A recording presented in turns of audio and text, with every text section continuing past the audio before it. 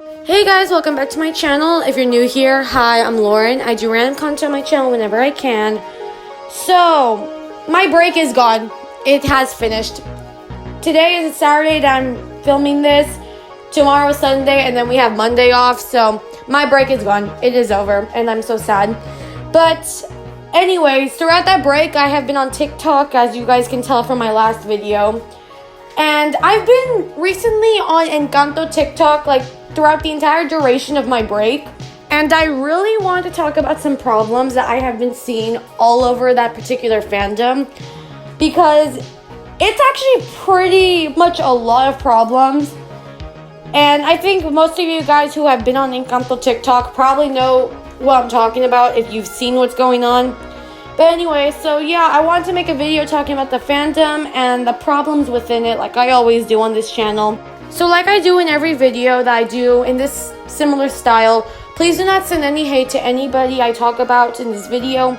The purpose of my video is to educate and inform you guys on the situation.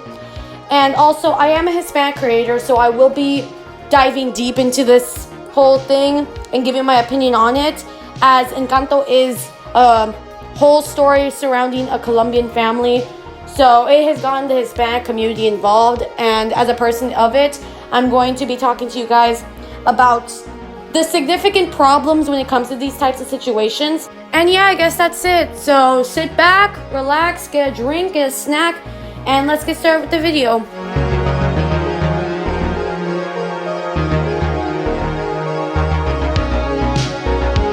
I also forgot to mention, I'm doing this while I'm editing. Happy New Year, everyone! I hope you all have a great 2022.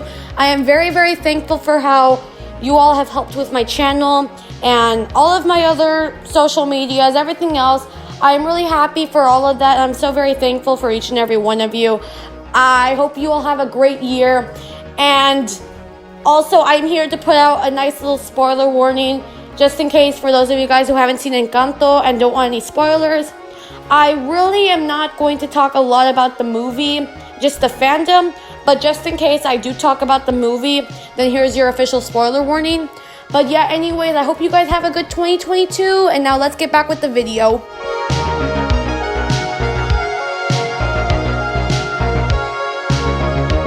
So the whitewashing. Probably the biggest problem that many Hispanic creators have, and also many Black creators, is that many people are whitewashing the characters of Encanto, which is a huge problem right there. Oh, these crab cakes are good as a mug. I fucks with these crab cakes. I'm tearing these bad boys up. No, you're not a gamer. No. You are not a gamer.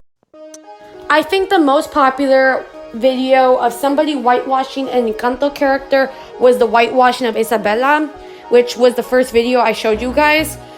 And it's a huge problem, if you ask me, especially because Encanto was mainly written for Hispanics, a Hispanic audience. And the main thing of Encanto was to show that Hispanics also come in different colors, because a huge stereotype surrounding Hispanics is that we all come in a certain color, like the sun-kissed brown skin, the black hair, everything like that. That is a huge stereotype, that Hispanics are just this one color, but we are several colors. And that's what I really liked about Encanto, that they incorporated that. It also kind of pissed me off when, you would tell these creators, like, hey, you're whitewashing this character, could you possibly fix it? And some artists would get mad. And I'm just wondering, why are you getting mad? Like, there has to be a reason. There has to be a deeper reason than you getting mad. Like, there has to be a reason for that. And some people did use the excuse that, oh, people don't know how color theory works. And a lot of that excuse was brought up in the Isabela fan art, the first video I showed you. Like, don't get me wrong, the drawing of Isabela was very pretty. However, there is a color palette that was issued by Disney. And like every single drawing of Isabela that is an official drawing is of her in a very darker skin tone than what this fan art portrayed. Now, this did bring in the question, why is it okay for people to make the characters, particularly anime characters, why is it okay to make them darker complected, but it's not okay to whitewash a dark complected character? And the main problem is that many light complected people have the media catered to them in a sense, where there's always going to be a white person or light complected person on TV or in the media. While with people with darker complexions, they don't really get that representation. And in this sense, for the whitewashing of Isabela, many dark-complected Hispanics don't get as much media attention compared to light-complected Hispanics, as they are seen as the quote-unquote beauty standard. And a lot of this does stem from a colorism problem in the Hispanic community. And also another thing, but this doesn't really talk about whitewashing. This is more just because we're on the topic of Isabela. A lot of people did question why Isabela's hair was straighter than her family's. And this comes from indigenous ancestry, as many Hispanics do have ties with indigenous blood. And that can also kind of explain why some are darker complected than others, especially when indigenous communities were all over Latin America before Spain arrived.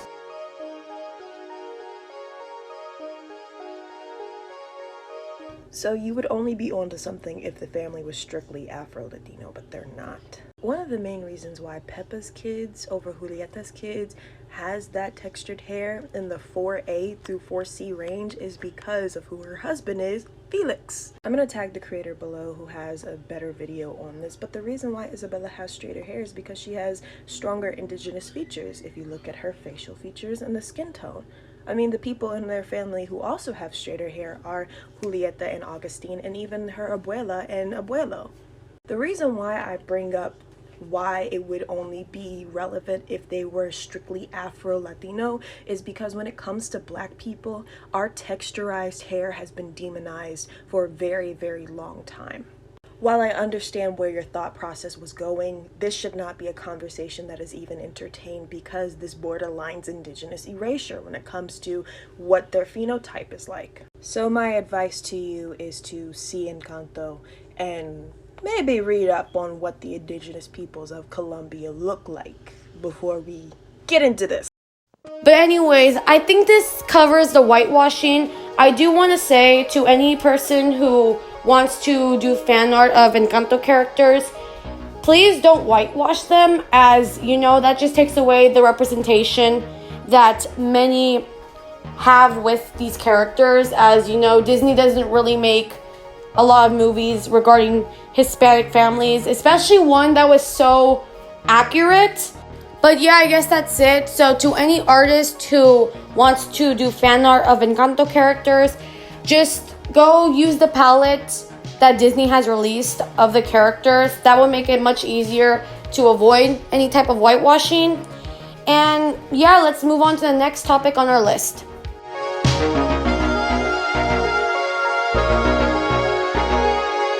Fan inclusion of the LGBTQ+ community. Before I get into this one, I do want to stress that there is nothing wrong with wanting to headcanon a character from Encanto to be part of the LGBTQ+ community.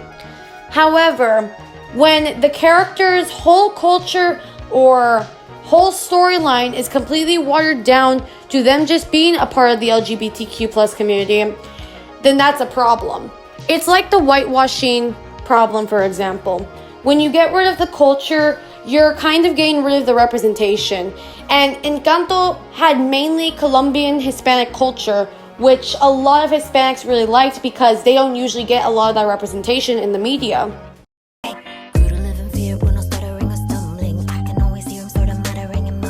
The girls that get it, and the girls that don't. Hi, I'd like to address something. Now, while this is my own video, and I have zero problem with finding representation in the LGBT community in fictional characters, if your only takeaway from this movie was that a character might be LGBT, you need to watch this movie again, especially if you are white. Now, I'm Hispanic, and this movie was absolutely amazing. The cultural significance, the representation for all the different shades of Hispanic, and of course, the generational trauma that many people in my community share. And if you did not see that the first time, please watch it again. I don't know how you didn't see it the first time, unless you didn't see the movie, which no shade. I know a lot of you haven't. I have talked endlessly about this movie because it's amazing, and I talk about it because I want to share it with you. But again, if your only takeaway from this movie is that a character might be a part of the gay community, and you are completely ignoring all of the cultural significance and trauma that is associated with this movie, I am actively begging you to watch it again and use critical thinking skills. Watch it 2 or 3 more times if you need to, and stick around for the Disney short in the beginning. Because the way some of y'all be acting, not only in my comments, but also on my For You page, it's telling. As you can tell, a lot of people in the Hispanic and Latinx community was not happy because a lot of people who did headcanon these characters to be part of the LGBTQ plus community, some people watered down it to just that and got rid of the generational trauma and the culture and everything surrounding these characters to just that. You get me? Now, I also have noticed that there are people in the Hispanic community that are taking it to the extreme and basically being on the borderline of homophobia, which is a problem as well. That's a complete problem as well. However, I've been seeing stuff like Abuela would be homophobic and stuff. No, she wouldn't. And the reason why she acts the way she does, she herself has trauma. If you haven't seen the movie, she has trauma from literally seeing her husband die in front of her and her 3 kids. Then she had to go on and raise those kids by herself. And also, in a way, take care of the whole town that was there, that all survived. So, yeah, she herself has trauma. Do I think it was right for her to pass it on to her kids and grandkids? No, but that's also what generational trauma is, and a lot of people in the Hispanic and Latinx community have that. In my personal opinion, it is completely fine if you want to headcanon a character from Encanto to be part of the LGBTQ plus community. However, do not disregard their trauma and their whole storyline and water it down to just be that they're part of the LGBTQ plus community. Because then you're getting rid of their culture and you're not really taking in account what the movie was actually about. So as long as their whole storyline, their trauma, everything is accounted for, then I think it's fine. I think it's fine if you want to headcanon a character. Now let's move on to the next thing on our list.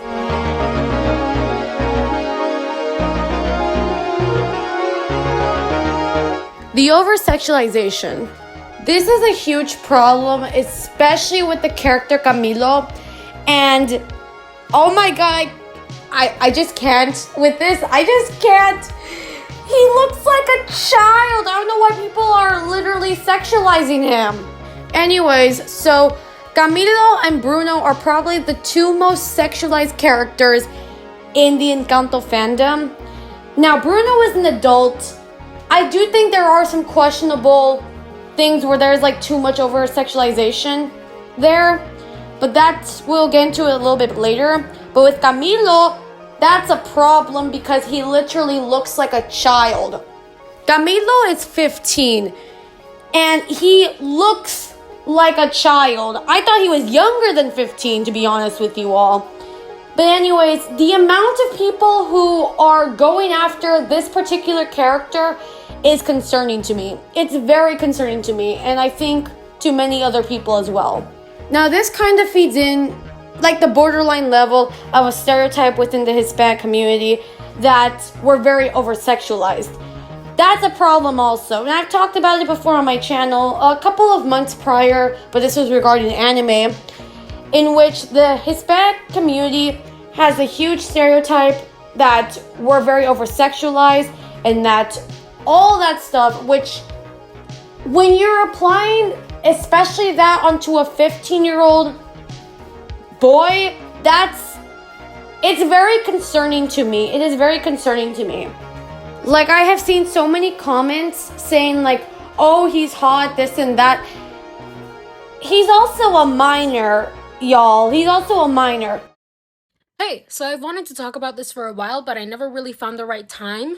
However, I saw that this whole argument started resurfacing again, and I really want to put out my point of view on the situation. Okay, so for all of this, I'm going to be using Katsuki Bakugo from My Hero Academia as an example, because we all know that Bakugo is one of those characters who is incredibly sexualized by adults. Okay, so here are some of the most commonly used arguments that adults use when they're confronted about this sort of thing.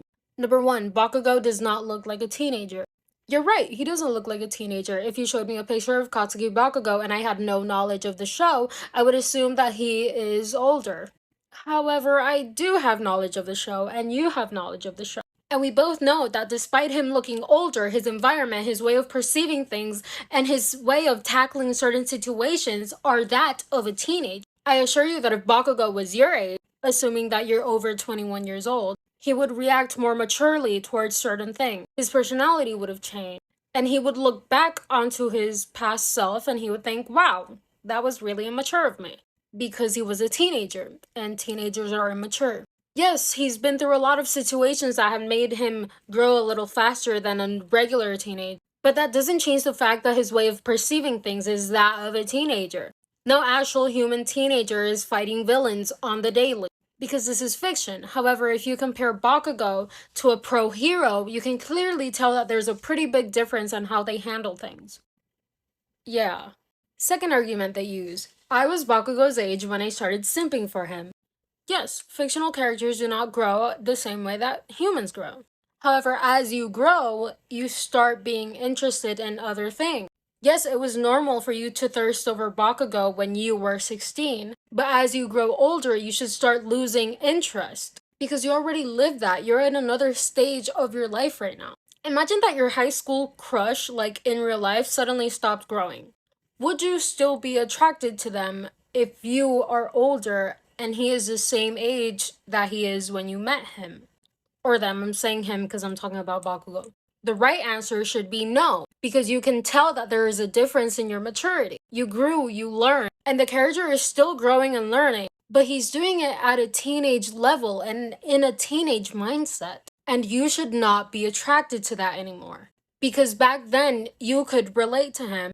Right now, you can understand him. You don't relate to him anymore. And the final argument they use, this is fiction. Yes, you're right, it is fiction. But that doesn't change the fact that you are attracted to someone who has a teenage mindset when you're an adult. Now, Bruno is kind of a different story because he is an adult character compared to Camilo, who is a minor character. So I think I'd rather people go after Bruno than Camilo. But it's also kind of concerning just how much sexualization is on Bruno as well. But I don't know, the whole situation is just kind of like a bit off to me, especially when it comes to Camilo. More Camilo than Bruno. But yeah, I just find it very weird that there is a pretty large amount of people who are going after Camilo, who is a minor character. Yeah, I just find that weird, to be honest with you all. So let's just move on to the last topic on our list.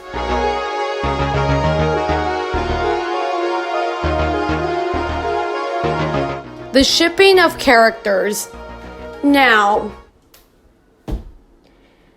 who didn't watch the movie? I'd like to know, because this is very concerning to me. All of them are family. They're all related to one another. So, whose sick idea was this?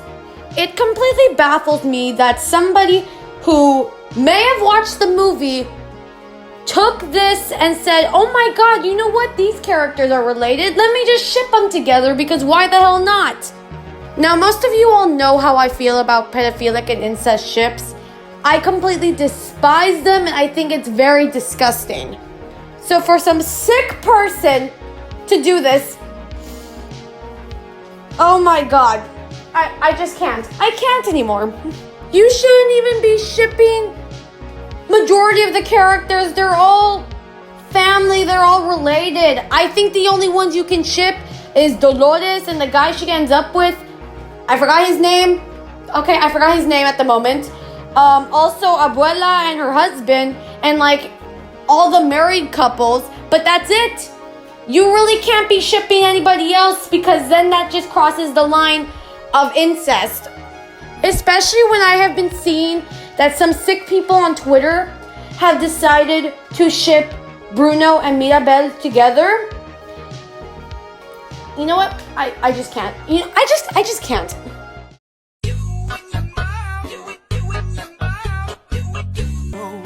We don't talk about Bruno, but they know what is what, but they don't know what is what. They just strut. What the fuck? So, you see the problem, right? For those of you guys who don't see a problem, then you're the problem.